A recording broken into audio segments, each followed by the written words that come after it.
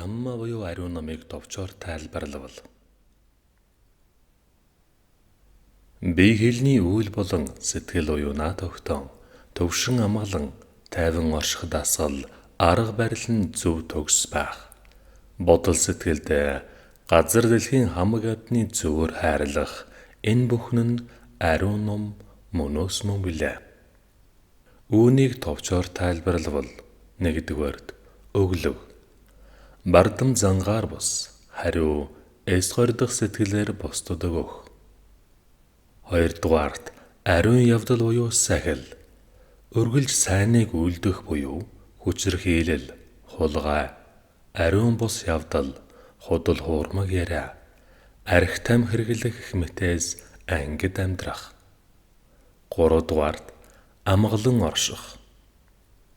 Сэтгэлийнхээ эзэн болж түүнийг нэгэн зүгт чиглүүлэн одоо цагт анхаарал болгоомжтой хандах. Дөрөвдүгээрт бэлгүүн буюу панья. Бие миний хэмээх амжихан үзэл болон хүсэх дургүйцгээс ангид орших. Хүн амьтан ямар байна түүнд байгаа хэвээр нь ухаалаг хандах. Сэтгэлийг амар амгалан байлгах арга юм. Ийхүү өглөг, ариун явдал, амгалан орших. Бэлгүүн энэ дөрөв маань ямар нэгэн номлолд харьяалагдахгүй.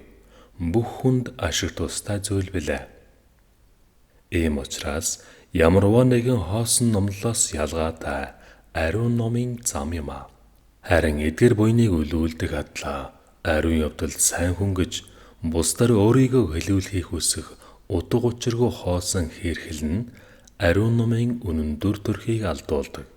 Ингэснээр элдэв төрлийн зан үйлүүлдэх, маргаж, мэтгэлцэх нь гол болон хувирж, өөртөө ч бусдад ч нэгэн адил тус нэмэргүй болдог билээ.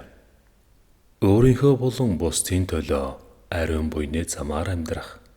Түүний тулд ариун номын үнэн мөн чанарыг ойлгож, үнэн утгыг хоосон төсөөллөөс, үр шимийг хог хаягдлаас хол хөндий байлгах нь туулын чухал бөгөөд, үнэн учиртал гол анхаарлаа төвлөрүүлбэл үр шимийг нь хүртгэл болно.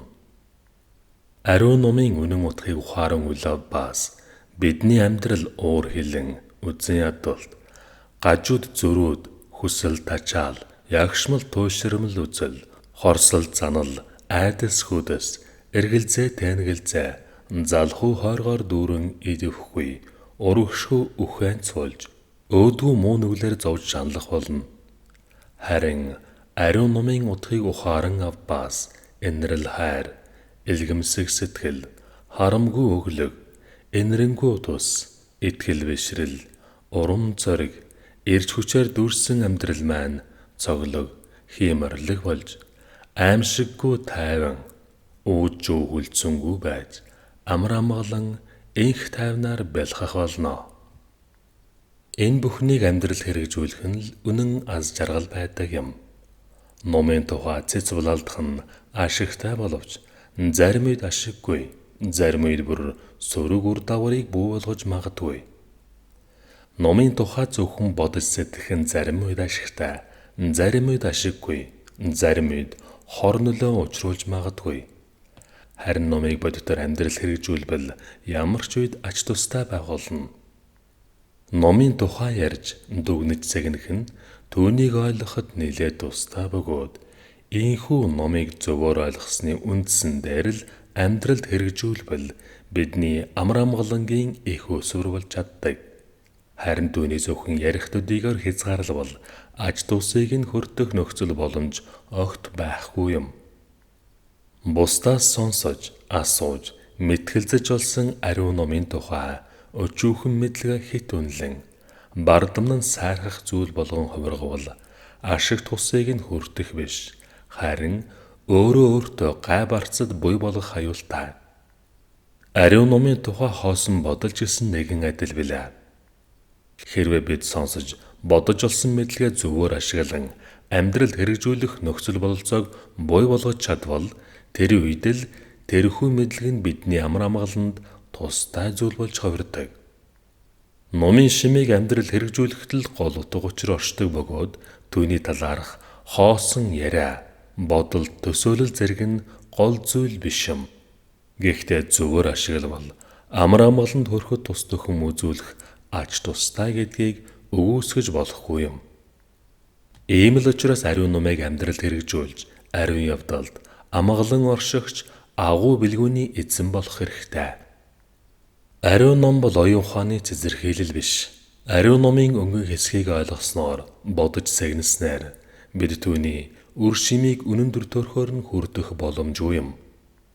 Хүлээн зөвшөөрөх, ойлгох төдийгөр номыг хязгаарлах нь идэж байгаа жимснийхээ амтыг зөвхөн уруулаар амталж чаддаггүйтэй адил юм. Түүнийг амтлахын тулд хэл хэрэгтэй. Ойлгох мэдэх гэдэг маань номын үр шимийг хүртэж амар амгаланд хүрэх эхний шат төдий юм. Өөрөөр хэлбэл ойлгож мэдсэний үндсэн дээр л түүнийг бодит амьдрал хэрэгжүүлэх нь чухал бөгөөд бусдын хэлснээр ямар нэгэн юмыг уншснаар олсон ойлголтоор номыг хязгаарлаж болохгүй. Харамсалтай нь бид ойлгох, мэдэх, бодох, сэтгэх төдийгөр л бүхнийг хязгаарладаг билээ. Учир утгыг гүйцэд ухаараагүй номлол сургаалыг сонсох, заах, заалгах, бичих, бичүүлэх, хэлэх, хэлүүлэх гэх мэтдэл бид хамаг амьдралаа зориулдаг бөгөөд гайхалтай нь түүнийг л амьдралынхаа гол зорилт, амжилт хэмээн бахархдаг билээ. Өөрийнхөө шашин номыг судлах, түүнийг ойлгосон ойлголтоо яруу сайхан үгээр тайлбарлах, бадлахыг оролдох нь туйлын хачирхалтай. Ингэж амархнаар төөрөлдөж, түгээрчүүл барам, тэрхүү төөрөгдлөөл олдошгүй эрдэн мэтээр ойлгож, сайшаа магтах нь үнэхээр монхорл билээ. Ийм учраас ариун номыг зөвөр үнэлж дүгнэх хэрэгтэй байгаа юм. Хэрв номыг зөвөр үнэлж дүгнэж чадвал зөв үзэл бодолтой, алив зүйл бодитоор хандах, түүний үнэн зөвийг олох чадвартай болж, ариун номын замаар замнах өөрийн гэсэн итгэлтэй болдог. Тэгэхгүй бол номын зөвхөн нэг хэсгийг л илүү чухалд үзэж, түүний бүрэн төгс утга учир, ач тусыг ойлгох, хүртэхэд саад учирнаа. Номыг зөвөр үнэлж дүгнэх арга нь хэдий ч нэ үнцэнтэй байна, төдий ч нэ чухалчлан үзэхэд оршно. Илүү ч үгүй, дутуу ч үгүй. Чулуу болор бадмаар гэх мэтэн тус бүрдээ тус тусын үнцэнтэй байна. Мөн түүнчлэн төмөр, алт, мөнгө, гуйлж гисэн тус тусын хэрэгцээтэй байдаг. Энэ нь хэдий хэрэгцээтэй байна, төдий ч нэ үнцэнтэй байна гэсэн үг. Алт ба төмөр, болор ба шил, мөнгө ба хүрэл нь адилхан үнэтэй байдаггүйтэй адил, номын тухай хоосон хэрэгэл номлолыг үнэн номтой зүйрлэх боломжгүй юм. Өглөг өөх зэргээр сайн үйлийг үйлдэх нь сайн хэрэг. Их бага ямар байх нь хамаагүй. Харин өгч байх үеийн сэтгэл ямар байх нь л гол юм. Хэрв өглөг өөх үедээ өгье гэсэн сэтгэлээр биш, хариуд нь ямар нэгэн юм хүссэн, бардамсан, ууралсан сэтгэлээр өгөх юм бол өгье гэсэн чин сэтгэлээс өгсөн өглөгөөс хэд дахин бага буян болох юм.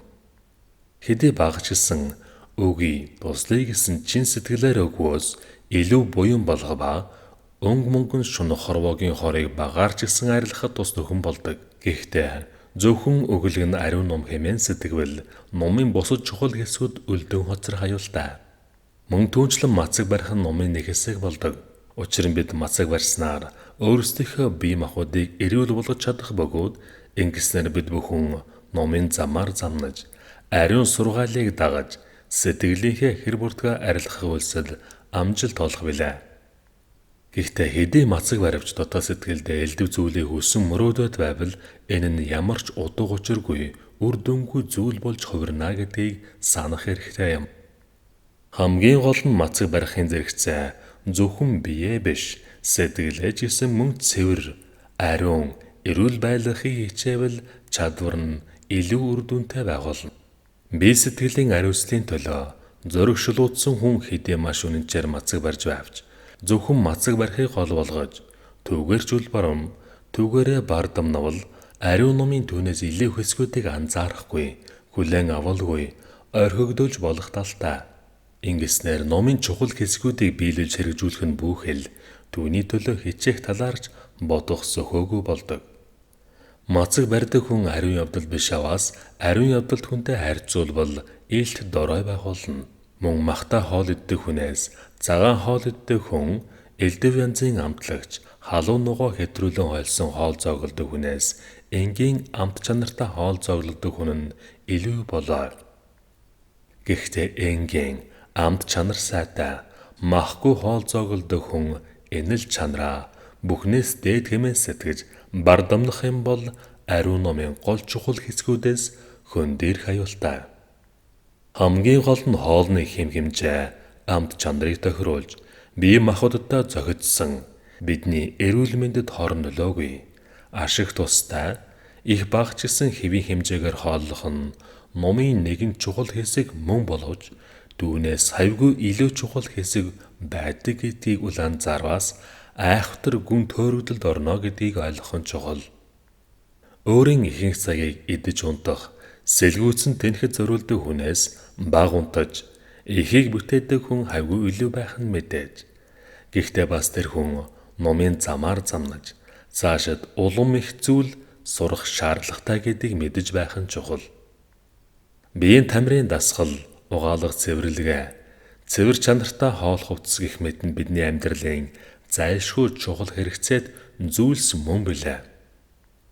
Гэхдээ энэ бүхнийг амьдралын хамгийн гол зүйл хэмээн ойлгож, биеийн гадна хэсэгтэл хамаг анхаарлаа төвлөрүүлж, дотоод сэтгэлийн хэр буртгаа үл ойшоовоос энэ нь туйлын эндүү хэрэг болгоолаа.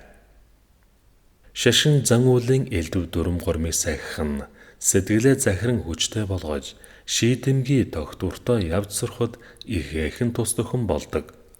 Гэхдээ тэдгээр зан уулыг л гол зүйл болгох чухал энэ нь цаашдын замд саад болж хувирна. Майн тоолох, эрх хэрэгүүлэх нь сэтгэлийг нэгэн зүг чиглүүлэхэд хэрэгтэй нь үнэн. Гэхдээ сэтгэлээ захирах ямар ч дасгал сургууль хийгээгүй атлаа тарин тоолж, эрх хэрэгүүлэхийг л чухалчилбаас энэ нь тиймч ач холбогдолтой үйл биш юм. Хүрээ хийдэд очиж сахиус бурхадад сүсгэлэн мөргөх үед сэтгэлд татаа зүйл мэдрэгддэг. Тэр нь сэтгэлээ тайван болгох, ариусгахад маш их тусдаг хүн болдог. Мөн сүсгэлэн залбирдаг бурхныхаа хөргийг сэтгэлдээ байнга бясалгаснаар нүдээ ансан ч нүдэнд харагдах шиг болж мөн л таатаас санагдах бөгөөд энэ мэтэр сэтгэлээ захиран бясалгах олон арга буй болжээ. Хүмүүс эдгээр аргыг хэрэглэн бурхтын ариун шин чанарыг санаж түүнийг өөрийн болгохоор оролдож эхэлдэг. Энэ нь үнэхээр ач тустай боловч түүний талаар ямар ч мэдлэггүй, түүнийг хийх туршлагагүй хүмүүсийн хувьд зөвхөн залбирч мөргөх, учрыг нь үл мэдэх тарин тоолох гэх мэт нь л дээдийн ном болон хувирч, ингэж андуурсныхаа гайгаар мунхарч эхэлдэг. Ямар нэгэн бурхан сахиусанд авралт болох, мөргөх залбирах нь тэдгээрийн ариун чанар, амар амгалан, сайн сайхныг өөртөө олох, итгэл зориг үүсгэхэд л хэрэгтэй. Түүнээс биш тэдгээрийг л гол зүйл болгон, учир утга нь үл ойлгогдох, уншлага унших, тарин тоолох гэх мэтэд л бүхнээ зориулж, ариун номын үнэн удаг учрыг умартан, холдон хөндөрхийн тулд биш болоо. Зүгээр л нэг хоосон яриа, бодол төсөөлөл нь ариун ном буюу Дhamma биш. Амьдралд хэрэгжүүлсэн сайн явдал, зан чанар л ариун ном юм а. Худал хэлэх, хулгай хийх, архит амь хэрэглэх, амьтны амь таслах, ариун бусаар явах зэргээс ядахта нэгийг нь үлддэггүй бол тэр хүнийг номч хүн гэж хэлж болох бөгөөд хэрв хоёр болон түүнээс олныг үлддэггүй бол тэр хэмжээгээр л эхний хүнээс илүү номч, ариун явдалтай хүн болох нь дамжиггүй. Зарим хүн нутаг орон гэр орны заншлаас хамааран эдгээр таван үеийн аль нэгийг нь ямар ч төвөггүйгээр үлдэхгүй байж чаддаг. Жишээлбэл аав ээж нь архит амь хэрэглэдэггүй хүнд архит амь хэрэглэхгүй өсөх нь ямар ч төвөггүй байдгийг дурдж болно. Харин ээж аав ах дүү нар нь энгийн юм шиг үздэг, үлддэг ямар нэгэн үйлийг тэр гэр бүлд өссөн хүн үлдэхгүй байх хэцүү бөгөөд ялангуяа тэр нь муу зүйл байгаад түүний муу муухайг ухаарсны үндсэн дээр л түүнээс ангиж ирч чадж байгаа бол тэр хүний хувьд эхний хүнийхээс илүү зурмиг гэж хэлж болно. Сэтгэлээ захирч сурах буюу самадын номын хамгийн чухал хэсэг юм.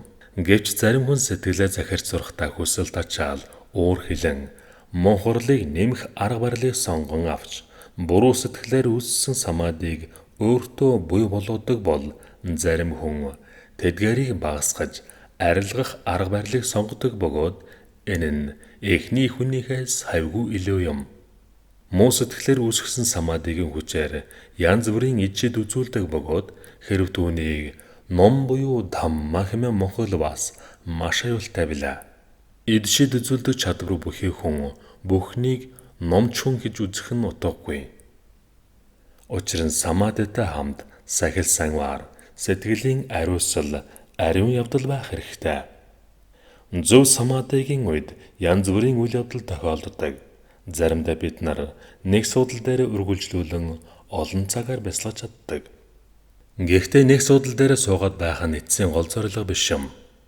Сэтгэл төвлөрүүлэх дасгал Анапанагийн үед хэдий нүдэ ансан боловч янз бүрийн дүрс, өнгө гэрэл, гэгээ үзэгддэг. Зарим үед бүр чихэн дэвгүй үг сонсогдох, хамарт элдв өнөртөх, хэлэнд муухай амт амтагдах болон биеэр тааламжгүй мэдрэмж мэдрэгдэх ба эдгээр үг, үнэр, амт зэрэг мэдрэмжүүд нь сайхан муухай хэмээн ялгаж хүсэх дургуутсах сэтгэлийг төрүүлдэг.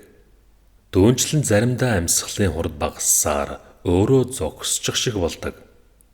Яванда сэтгэл туйлын амгалан болж амраамгалангийн гайхамшигыг мэдэрч эхэлнэ. Гэхдээ энэ нь агуу нирванд хүрэх замын нэгэн хэсэг бөгөөд үүнийг л дээдийн жаргал хэмээн эндүрч болохгүй юм. Энэ нь цаашдын замын зөвхөн нэг зогсоол төдий. Хэрв үүнд хууртгал юм бол цаашаа явах үнэн амгаланд хүрэх зам маань хаагдана гэсэн үг. Самадигийн 8 шат байдаг бөгөөд нэг нь нөгөөгөөс илүү амгаланд хүргэдэг. Хэдий тийм боловч 8 дахь самадид хүрлээж бид эцсийн зорилгодоо хүрдэггүй бөгөөд бидэнд бэлгүн чухал хэрэгтэй болдог. Бэлгүн буюу паньян дотроо сонссноо бодож тунгааснаар, бодож тунгааснаа бодит туршлагаар болсон бэлгүн гэж 3 янз байдаг. Эхний 2-оос 3 дахин илүү өгөөжд ач тустай юм. Бид өөрийн бэлгүүнээ бодит туршлагаар болсон байна уу? Аль эсвэл бусдын олсон мэдлэгийн хүчээр л цэцэрхэж байна уу гэдгийг хянаж байх хэрэгтэй. Бэлгүүний нэр дээр зөвхөн цэцэрхэл, хийрхэл голловол амьдралын янз бүрийн үйл явцад сэтгэлийн тайван байдал үгүй болсоор байдаг. Өөрөөр хэлбэл өөрийн туршлагаар олсон мэдлэггүй бол хоосон таамаглал, хийрхэл төдийгөр сэтгэлээ ямагт амгалан байлгаж чадахгүй гэсэн үг юм аа. Өөрийн туршлагаар олсон бэлгүүнээр амьдралын янз бүрийн нөхцөл байдлыг үнэн зөвөөр дүгнэж, сэтгэлийн тэнцвэрээ алдахгүй байж чадна. Түүний ачаар дотоод сэтгэлийн гүнд хожигдсан элдв зуршил өөрийн эрэхгүй алга болж ариусдаг бөгөөд сэтгэл ариусгал юм бол үзэн ядахын оронд хайрлан инэрч, атаархахын оронд даган баясаж, дайсагнахын оронд нинжин сэтгэл үүснэ. Номын замаар замнаж буй хүн энэ бүх сайн чанар өөрт нь ирж байна уу үгүй юу? Өдөр тутмын амьдралд нь өөрчлөлт орж байна уу үгүй юу гэдгийг ямагт анхаарч зэгнэж байх хэрэгтэй. Хэдий ч нэ бэлгэн буй болно, төдий ч нэ ариун явдалтай болж самади маань хүчрхэгждэг. Өөрийнхөө сэтгэлийг захирч сурах, сайн сайхан чанарыг өөртөө бий болгохын тулд ямар нэгэн онцгой сургалт, зан үйлийг үлдэх хэрэггүй. Гагцхүү өөрийнхөө төлөө бусдыг гаргуундан гаргах аминчхан үзлээ арилгаж, өөрийгөө гэхээс өрөөл бусдыг их ариун сэтгэлийг үүсгэж эхлэх хэрэгтэй. Тэгэхийн тулд эдгээр зөв үзэл бодлыг амьдралынхаа нэгэн хэсэг болгоход л хангалттай. Хэдий ч нэ ариун номын мөн чанарыг өөртөө бий болгож чадна. Төдий ч нэ мухар сүсгийн саад бартаанууд ямар нэгэн хор нөлөөгүйгээр гуужиж буй могоон арс мэд ямар ч хүч шаардахгүйгээр мултран унах болно. Тэгээд дахин бүү болох арс маань бидэнд ямар ч нөлөө саад бартаагүйгээр үл барам харин ч үр өгөөжөө өгч ариун номын цэцэг үр жимс дэлгэрэх болно. Альва эд зүйлс өөрийн гэсэн хэрэгцээ онцлогтой байдаг бөгөөд хэрэгцээгүй болсон тохиолдолд устан үгүй болох ба хаягдаж орхигддог. Жишээ нь ямар нэгэн гуужиж унсан арс хатж ховгорсон холдос Хайлс цэргийг нэгэнд хэрэгцээнд дуусчихад байхад дахин наах гэж оролдох нь утгагүй билээ. Хэрв зөв бэлгүүн үүсэж буй болвол альва зүйлд зөв үнэлэлд дүгнэлтийг өгч чадна. Ямар нэгэн өрөөсгөл хандлагаар хэрэгтэй зүйлийг хэрэггүй хэмээн хаяхгүй. Ямар нэгэн хоосон номлын нөлөөнд ор алив хоосон зан үйлийг жугалчлан үзэхгүй байж чадна. Жинхэнэ үнэн бэлгүүн хоосон хэрхэл мохог сүсэг бишрэлд үл автан ариун номын хэсэг бүрийг нэг бүрчлэн зөвөр үнэлэн дүгнэж тэгснээр түүнийг иж бүрнээр нь бүрдүүлж үнэн дүр төрхөөр нь хөгжүүлж чаддаг юм. Бидний бие эрхтэнд ямар нэгэн гажигтай түүнд шаардлагатай уурга бодис дутагдaltaй бол хэвийн аж төрөх боломжгүй билээ.